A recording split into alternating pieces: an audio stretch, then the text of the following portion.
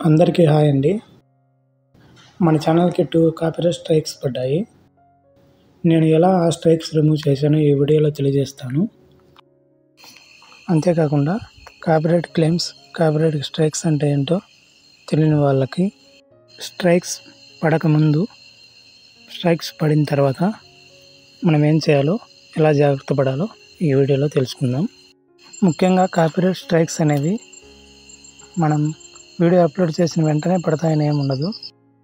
ఇక్కడ మీరు చూడొచ్చు, పుష్ప థియేటర్ రెస్పాన్స్ అని నేను అప్లోడ్ చేసిన వీడియోకి 18K రీచ్ అయిన తర్వాత, అంటే బాగా వైరల్ అయిన తర్వాత స్ట్రైక్ పడింది. వేరే వాళ్ళ మ్యూజిక్ కానీ, ఫొటోస్ కానీ, వీడియోస్ కానీ మనం వాడినప్పుడు ఆ ఓనర్ ఎప్పుడు స్ట్రైక్ వేస్తాడో మనకు తెలియదు. ఫస్ట్ ఒక స్ట్రైక్ పడిందండి, సేమ్ డే ఇంకో స్ట్రైక్ కూడా పడింది. ఫస్ట్ మనకి పుష్ప 2 థియేటర్ రెస్పాన్స్ అనే ఒక వీడియో చేశాము దానికి, అండ్ డాగ్ వర్సెస్ స్నేక్ అని ఓల్డ్ వీడియో అండి. అది ముందు పుష్ప వీడియో పడిన తర్వాత స్ట్రైక్, ఓల్డ్ వీడియో కూడా సేమ్ డే పడింది. అందరితో ఛానల్కి 2 స్ట్రైక్స్ ఒకేసారి వచ్చాయండి. ఇంకా ఏదైనా వీడియోకి ఒక స్ట్రైక్ వస్తే ఛానల్ ఆల్మోస్ట్ రిమూవ్ అయిపోతుంది. పుష్ప వీడియోకు స్ట్రైక్ వచ్చిన తర్వాత ఇంకో వీడియో కూడా వచ్చింది అన్నాం కదా, ఆ 2 వీడియోలు కలిపి స్ట్రైక్ పడితే మనకు మామూలుగా 90 days టైం ఉంటుందండి. ఆ 2 వీడియోలకు 90 days కంప్లీట్ అయ్యే వరకు వెయిట్ చేసి, తర్వాత ఇలా కాపీరైట్ స్కూల్లోకి వెళ్ళి అక్కడ వాళ్ళు పెట్టే టెస్ట్ సక్సెస్ఫుల్గా కంప్లీట్ చేసి కాపీరైట్ స్ట్రైక్లను మనం తొలగించుకున్నామండి మన ఛానల్ మీద.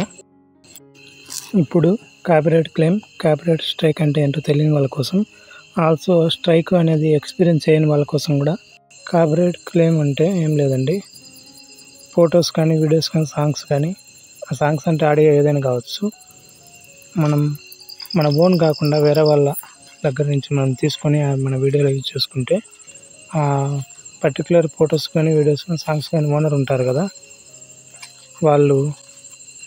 వాళ్ళవి మన వీడియోలో యూజ్ చేసుకున్న దానివల్ల వాళ్ళు కాపీరైట్ క్లెయిమ్ అనేది వేస్తారండి. ఈ కాపీరైట్ క్లెయిమ్ వల్ల ఛానల్కి పెద్దగా ఎఫెక్ట్ ఏమి ఉండదు.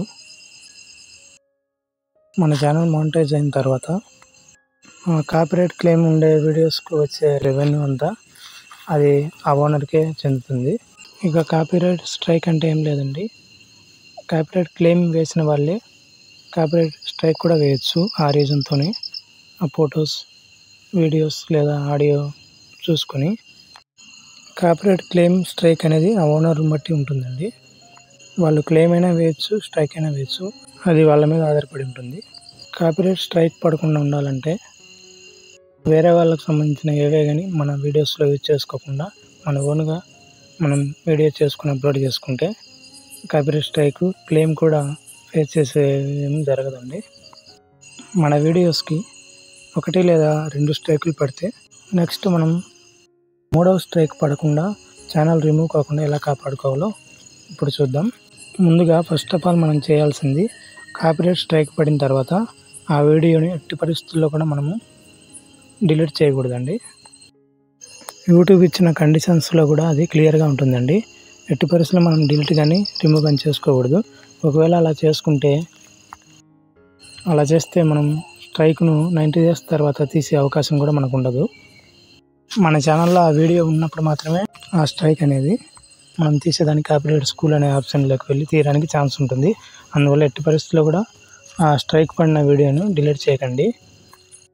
అంతేకాకుండా మనకు ముందుగా అప్లోడ్ చేసిన వీడియోస్లో కూడా కొన్ని కాపీరైట్ మ్యూజిక్ కానీ, ఫొటోస్ కానీ, వీడియోస్ కానీ వాడింటాం కదా, అందువల్ల వాటికి కూడా స్ట్రైక్ పడే అవకాశం ఉంటుంది. కనుక మనం ఆ ఓల్డ్ వీడియోస్ ఏవి డిలీట్ చేయకుండా మన వీడియోస్లో వేరే వాళ్ళది ఏదైనా యూజ్ చేసుకుని అప్లోడ్ చేసి ఉంటే ఆ వీడియోస్లోకి వెళ్ళి, మేబీ ఆ వీడియోస్ కూడా స్ట్రైక్ పడితే మనకి ఇబ్బంది అవుతుంది. కనుక మనకు స్ట్రైక్స్ 2 వరకే ఛాన్సు, 3 స్ట్రైక్స్ పడితే మన ఛానల్ అనేది రిమూవ్ అవుతుంది. కనుక మనం ఆ వీడియోస్ని అన్లిస్ట్లో పెట్టుకొని ఉండటం బెటర్.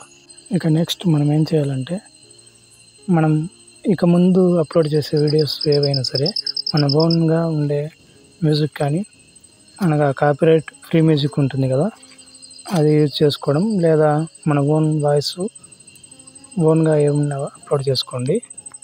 ఆల్రెడీ స్ట్రైక్స్ పడింటే ఇంకా ముందు ముందు మనం అప్లోడ్ చేసే వీడియోస్లో వేరే వాళ్ళకి సంబంధించి ఏదైనా మన వీడియోస్లో యూజ్ చేసుకొని అప్లోడ్ చేసుకుంటే మళ్ళీ స్ట్రైక్స్ కానీ క్లెయిమ్ కానీ పడే అవకాశం ఉంటాయి. క్లెయిమ్ పడితే ఏం కాదు, స్ట్రైక్ పడితే ఆల్రెడీ మనకు స్ట్రైక్స్ ఉండేదానివల్ల మళ్ళీ స్ట్రైక్స్ పడి 3 స్ట్రైక్సే మనకు ఛాన్స్ ఉండేదానివల్ల కొత్తగా అప్లోడ్ చేసే వీడియోస్లో కూడా మళ్ళీ స్ట్రైక్స్ పడితే ఇక మనం ఏం చేయలేం కనుక మనం స్ట్రైక్స్ పడకుండా క్లెయిమ్ పడకుండా దాదాపు జాగ్రత్తగా మన ఓన్ వీడియోస్ మాత్రమే అప్లోడ్ చేసుకోవాలి.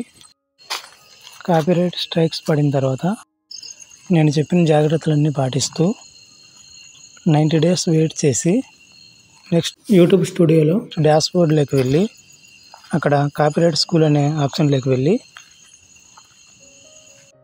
అక్కడ వాళ్ళు పెట్టే టెస్ట్ అనేది వాళ్ళు ఇచ్చే క్వశ్చన్లకి కరెక్ట్గా ఆన్సర్ చేసేలా అక్కడ క్వశ్చన్స్ అన్నీ నిదానంగా చదివి అర్థం చేసుకుని ఆన్సర్ ఇవ్వండి. అప్పుడు మనం సక్సెస్ఫుల్గా ఆ టెస్ట్ కంప్లీట్ చేయొచ్చు. తర్వాత మన ఛానల్ మీద ఆల్సో ఆ వీడియో మీద వచ్చిన స్ట్రైక్ రిమూవ్ అయిపోతుంది. నేను ఇలానే చేశాను, మీరు కూడా ఇలానే చేయండి.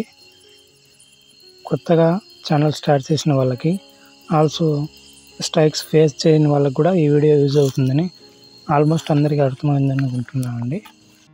అందరికీ ఆల్ ది బెస్ట్ అండి, అండ్ థ్యాంక్స్ ఫర్ వాచింగ్.